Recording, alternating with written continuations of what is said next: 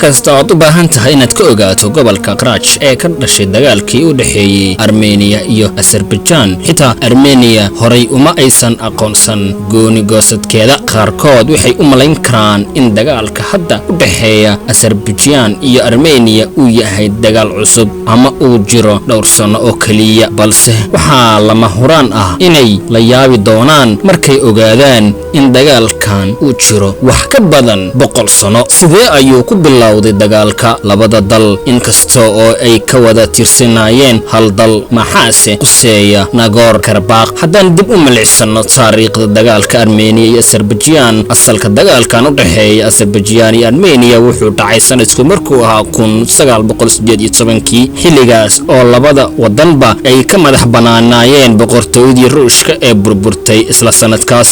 tani waxay sababtay isu dhac ka dhacay aagga xadka, gaar ahaan tuulada Qarabag oo hadda ah dhul loo yaqaan Qarabag Highland, iyo weliba gobolka Sonog iyo Nuchian oo dhammaantood aagga Azerbaijan. dagaalka labada sano socday ee 70,000 oo riyad ah ay ku dhinteen xaalad dagaal waxay xigeen ciidankii labada dal. bal haddaan dib yar u milicsano xakamayntii Sofiyeetiga ee Azerbaijan bishii Abriil 1920 kadib 2 sano oo dagaal qaraar oo galaafatay nolosha dad aad u tiro badan, jamhuuriyadda Azerbaijan oo aan u hambalyeyn madax banaanida waxay bilowday in ay ka hadasho boqortooyada Ruushka iyadoo qalalaas siyaasadeed iyo mid military aad u weyn ku jirto. waqtiga jamhuuriyaddii koowaad ee Armenia ay maamushay qaybo badan oo ka mid ah galbeedka dalka, kacdoonka Azerbaijan ayaa bariga ka bilowday dawladaha, halka ciidanka cas ee Ruushka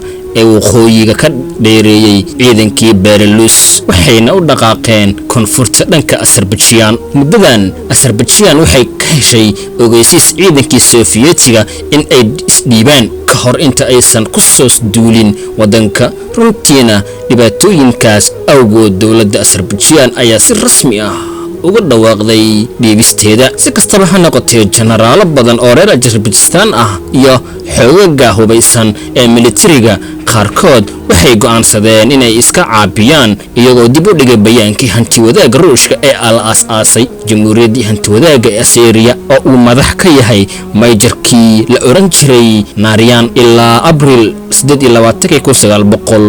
1921. dhanka kale, xuduudihii Tashan ee dawladda Armenia waxay ka faa'iideysatay xaaladihii xumaa ee Azerbaijan waxayna ku riixday ciidamadeedii in ay qabsadaan inta badan galbeedka dalka.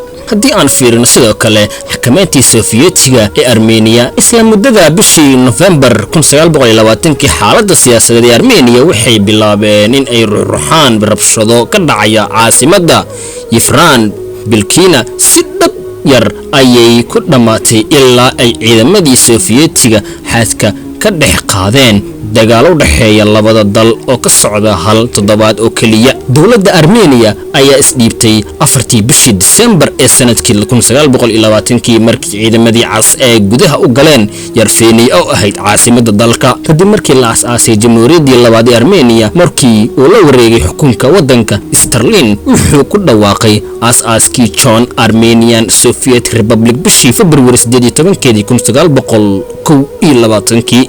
haddaba daawade waa naga inta qaybtii koowaad ee dagaalkii u dhaxeeyay labada wadan Armenia iyo Azerbaijan. inta ku kulmi doona qaybta labaad iyo nabadgelyo.